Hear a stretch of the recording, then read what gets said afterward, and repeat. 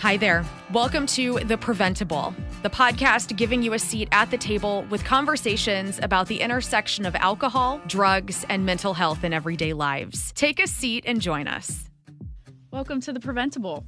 Today, I have two illustrious guests joining me that I think it's fair to say are kind of new friends for me, right? That's right. So with me today are Cal and Djuna, and they are with Living with Purpose. Welcome to The PrevenTable. Thank you for having us. So, first podcast you've ever been on? Yes. Okay. Absolutely. Take a deep breath. It's gonna be okay. Okay. All right. I got you. It's gonna be very painless. Talk to me about Living with Purpose. What? Give me the mission. Let's start there. Living with Purpose mission is to offer community housing to individuals living with intellectual disabilities in a greater metropolitan area, including St. Charles County. Our mission was to find housing and find adequate staff so individuals who living with any kind of intellectual disabilities could live a full life without any kind of interruptions and live the best life they possibly could. So I don't think I realized that you served such a large area, and you're based in the Baden neighborhood, which is kind of where North City and North County meet, Yes. sort of. But that's your hub, but you provide services all over. All over. Soon, maybe Arkansas is what I'm hearing. Yes, so maybe Arkansas. We even go as far as Jefferson County. Okay. Yeah, we do behavior services out there. Wherever the need is, that's where we want to be. And it's intellectual. It's people with intellectual needs, but that might be where it started. But you're sort of on a rocket ship, correct? You're expanding. Yeah, most definitely. We're doing some of everything. And actually, Kevin should have told you the story how we started off. Well, please do tell We me. started off around a kitchen table with four of us. Myself, Djuna, and Kevin, and Kim, and Denise. Denise is our program coordinator. Kim Jones is our chief financial officer. Money bags. Absolutely. We're sitting at the table. We're working in agency. We didn't realize it had a service out here like this. And I was telling Kevin about it. I was working SIP full-time at the Circuit Attorney office. We were still What's there SIP? working. We were still working at the Oh, you were attorneys. Yeah. Circuit Attorney's office. Yeah, Got we were it. still working there full-time. And I said, Kevin, you look, my son is what? Going to turn 16. What does 16-year-old son want? It's a vehicle. So I started working part-time. I said, Kevin, I like this. This is a service out here I'm really enjoying doing it. So Kevin, both of us gave up our suits. We started. We came up with a contract. We put our contract in. It was a lot of back and forth paperwork, but now we're very pleased and we're servicing not only this in Baden community, we're looking at other things as well. I mean, this is how it's totally grown. We're from places for people. So the you galleries- started. So the four of you Yeah. had worked together in lots of different Yes. spaces before. Yes, I was a criminal investigator. I worked in a drug task force in the DA's office as an investigator. So my background coming out of school was criminal justice. I was a DJO for St. Louis County. So, like Djuna said, I started working part-time. And I'm like, this is the best job I've ever had. It wasn't the highest paying. Started working part-time in this new nonprofit that you all had Absolutely, formed. Absolutely. Yes, yes. Okay. We worked for other agencies also. I see. Working part-time. And I'm like, I really like this. This doesn't feel like work. It feels like something I want to do. And Got kind of, those group of people. We started doing the application part, and now we got a contract with the Department of Mental Health. So that's the 200-page application you were Yes. talking about. Yes. 200. You were nice. It looked like 300 pages. And it was elimination. You know, after they did that, they took it down to like maybe 150 applicants, then down to 75, Yeah. then 35. Out of all of those applicants, guess what? They only chose 4. And we was one of those 4 that What do they you think chose. set it apart? I think our knowledge, I kind of worked my way up through the ranks. I started off as a DSP. Which is what for those direct people? support staff. Got it. I was a house manager.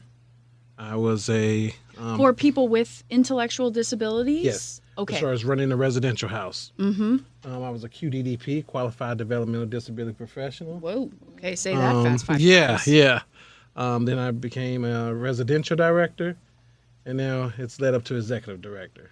Wow. So- And He's talking about his Did stuff, he- but guess what? Everyone in that position is admin staff all have direct professional care services they have done. So you are HR now, right? Well, actually, Amongst one of your many. one of the many jobs. HR looking at for house, looking at what now? She's assistant executive director. Oh, so Yeah. okay. We're gonna do some many changing. calls, many changes.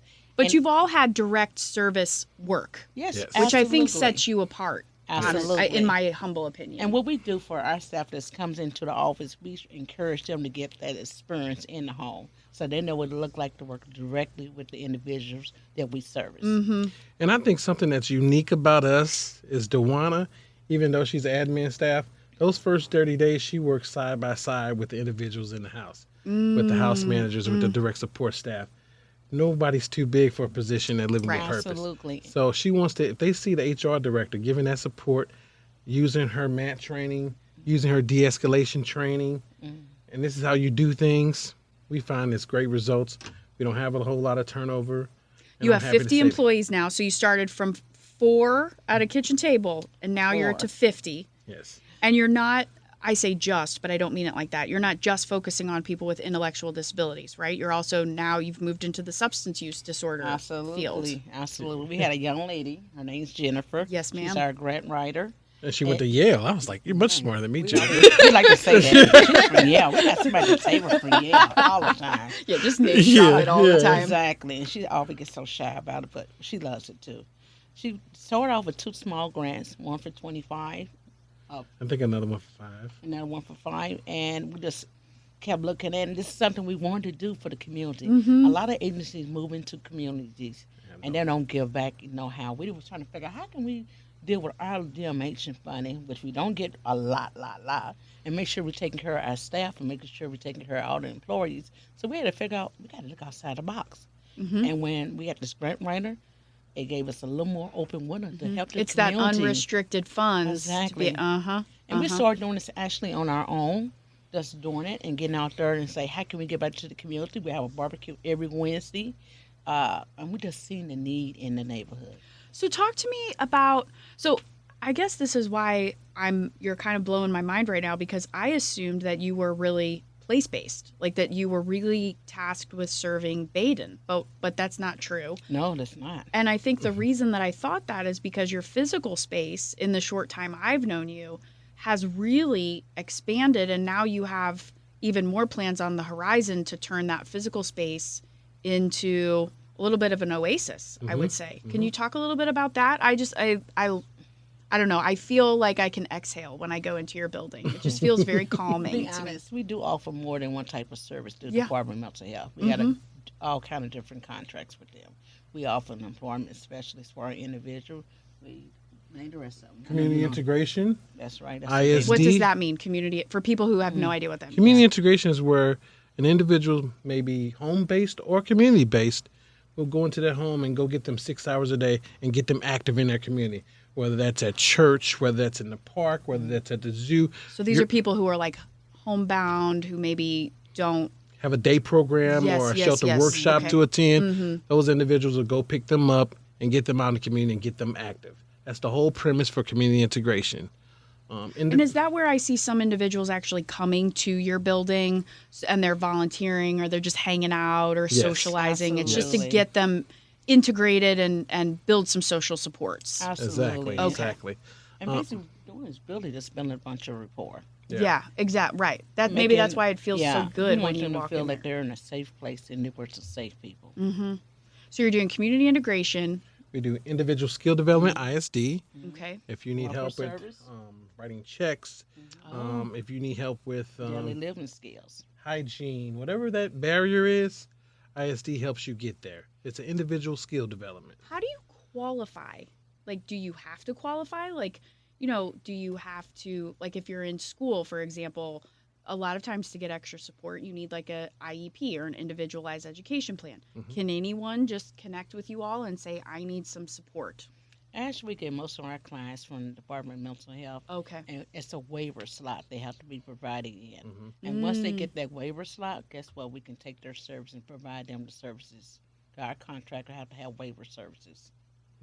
So is that with the new initiative that you have kind of rolling out soon where you're going to just try to continue to provide extra support for people, will they also need to go through Department of Mental Health and then kind of be connected to you? Or can some people skip a step? Not the substance abuse part. Okay. That doesn't have to go there. You can be anybody in the community anywhere. You don't have to. You can be outside our community. We just want to support you and make sure that you're providing a safe place for you to go to.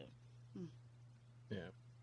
And like you were saying earlier, Cal, that what you're looking to do is remove any sort of barriers that might be preventing people from seeking additional support or resources. So that could be transportation, it could be housing, food, allowances, things of that Shelter. nature.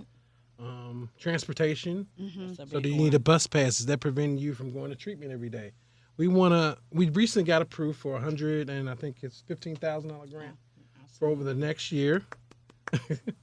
And we want to, the whole premise of this grant was, and we thought the process was, anything that's preventing you from getting clean, we want to be the middleman in that. So if it's transportation, if it's housing, if it's employment, whatever that looks like, we want to be the piece that you need to get there. As you know, a lot of people who are opioid addicts and fentanyl, things of that nature, what we notice is they've exhausted all their family, they've exhausted friends, all their resources. So we notice a lot in the Baden community, we're their last hope. Yeah. We're their last hope.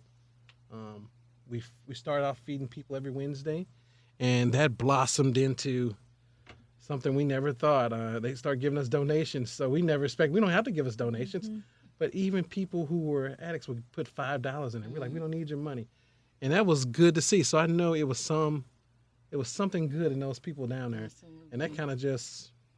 Well, I remember when we were walking, we did some outreach on a Saturday, and we were walking, giving the overdose bags, and the people who, do you remember the car who they were driving past on Broadway, which is, a pretty busy street. Yes, it is. And you're risking your life driving down that road. Yeah, They stopped their car and put it in reverse. Yes, they did. Just to get one of those overdose kits. And then when we went into the convenience store, liquor store, Yes. we couldn't give the owner enough bags. Yeah. So you're clearly filling a need. That has to feel pretty good. It really, truly do. And actually, I work late sometimes. I might get out there at 8 o'clock. And we get knocks at least 8 o'clock in the night asking us, hey, my daughter is struggling. She's having a hard time. Can I get some help? Sometimes we can provide that help. If I'm not here to educate them or get information, I have to give my bag. Here, take this bag for now. Come back tomorrow. We'll get somebody who can help you, assist you with your needs. Sometimes the simple thing is providing just a meal. They need that conversation. Those little things help, and they come back. Oh, I remember you. You talked to me. You was really nice to me. There's so many needs and so many ways you can make that build that rapport in the community. So we're reaching out to other partnerships as well. We're trying to get the community more involved with this. And I believe it's just growing. You have a great relationship with your local alder person, I Yes. believe. Yes. And you're forming a community coalition, right? Yes, we are. So I'm not trying to stir the pot here, but I do have a question. On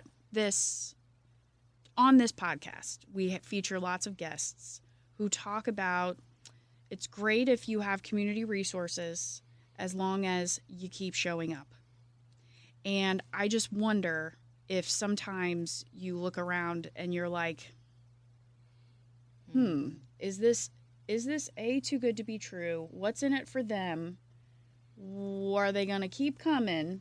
What if we say yes to this and then in 2 years they pull out, but now we have these people who now know that they can come to our building?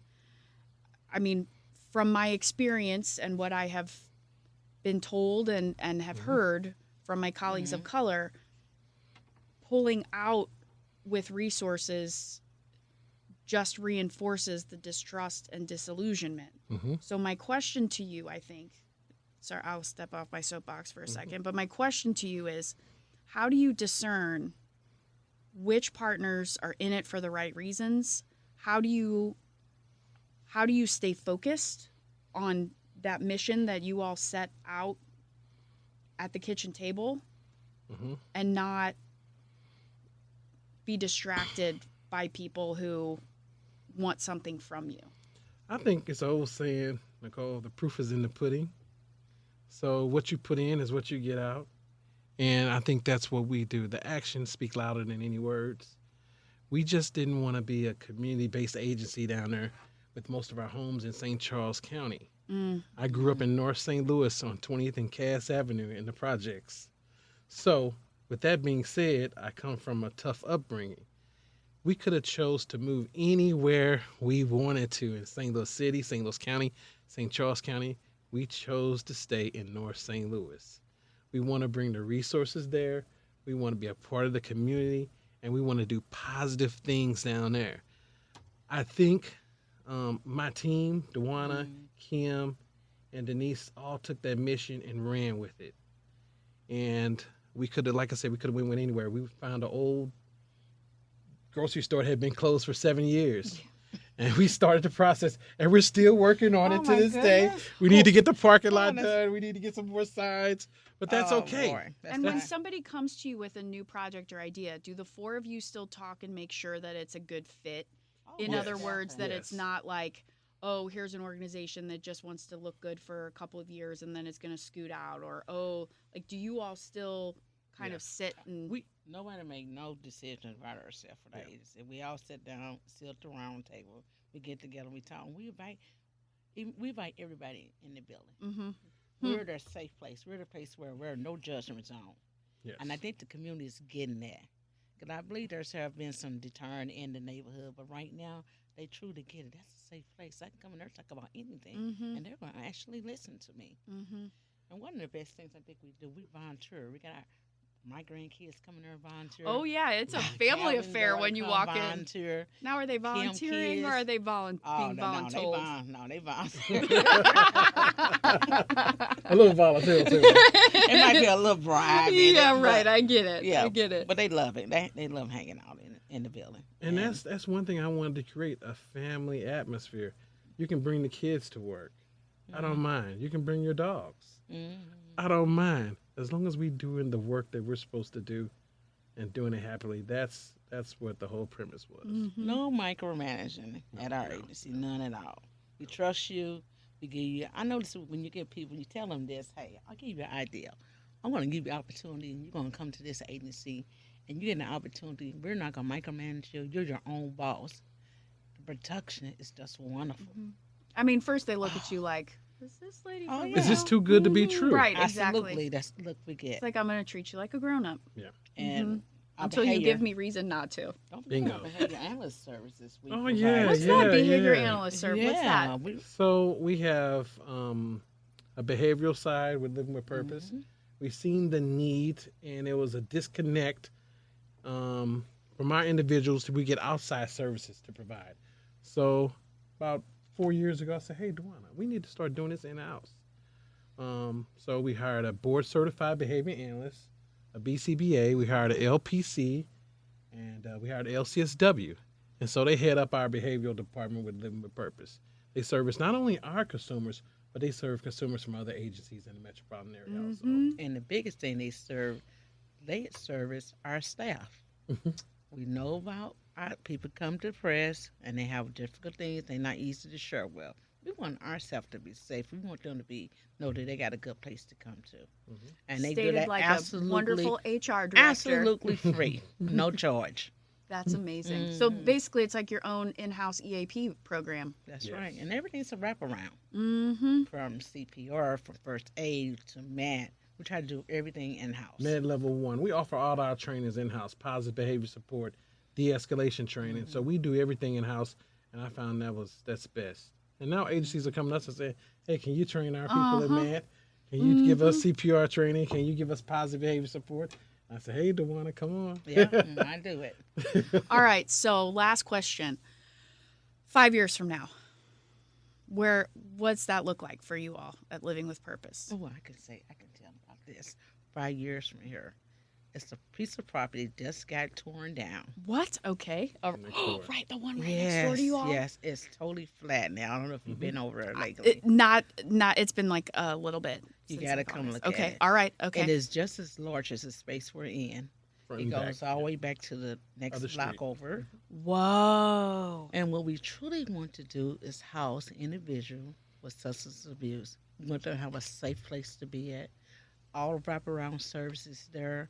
Our garden in the back, they can be involved in growing that nature. It's nothing like putting your hands getting involved Right, you have in that it. beautiful lot with Absolutely. the community garden that we're gonna get in there, and Absolutely. Tell them what you're growing out there Yeah, now. actually, we got a little right now. We got some sweet peppers out there. Okay. Yes, and we got some raspberries. I Is that believe, turkey growing. still out there?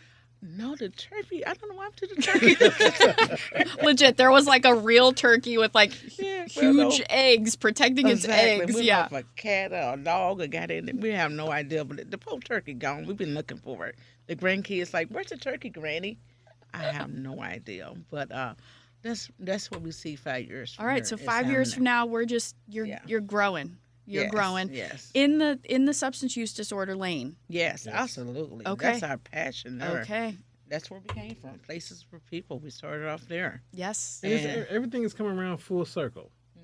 I mean, even though the intellectual disability wasn't our forte, it was mental health, schizophrenia, and the drug side. So now everything is coming back from where we really originated from and started from. And we hopefully can get other funders to help us with this. So if build you're out. listening out there. Yes, we need funding for the build out. So we Yes. need to do a capital campaign. Yes, we do. Okay. Yes, we do. So we're Okay. looking for funding for that build out. I've contacted Alderman, and I think we can get the land. So I've talked to Joe. I say, hey, Joe. Joe we're gonna- Yancey. Yes, Whoop, Joe whoop. Yancey. Yes. We're going to do some things that haven't been done before. He said DMH has never gave any funding towards these. Hey, we're going to think outside the box on this whole situation, and we're just going to aim high. Aim high. Living with purpose. So 5 years from here. There we go. All right. We'll Well, have we'll our have to have building. you back in 5 years, and you can report out on just how amazing the building is. Absolutely. You all have shown that you don't need a building to do great work. Oh, no. It comes if you're doing the great work, but you can do work sitting around a kitchen table. Absolutely. Yeah. Thank you. Speaking of table, thank you for joining me at the PrevenTable. Really just appreciate you all so much. And if you like this conversation, if you want to learn more about living with purpose, please consider liking, subscribing, rating, reviewing, all the things. I appreciate you so much. I think it's real possible. We need to make sure we got the right living with purpose. So there is two living with purpose. Okay. Because people get it confused all the Yes. time. We're living with purpose in St. Louis. In St. Louis, Inc. Yeah, living with Incorporated. purpose, Inc. Inc. There you go. Website www.lwpstl.org. Woo! All right. Okay. Thank you. You're See ya. welcome. Thank you. Bye. Thanks for joining us at The PrevenTable, brought to you ad-free by Prevent+Ed. Prevent+Ed works to reduce or prevent the harms of alcohol and other drug use through education, intervention, and advocacy. Please visit their website at PreventEd.org. Like what you heard? Rate, review, and subscribe to stay up to date with what we are serving on The PrevenTable.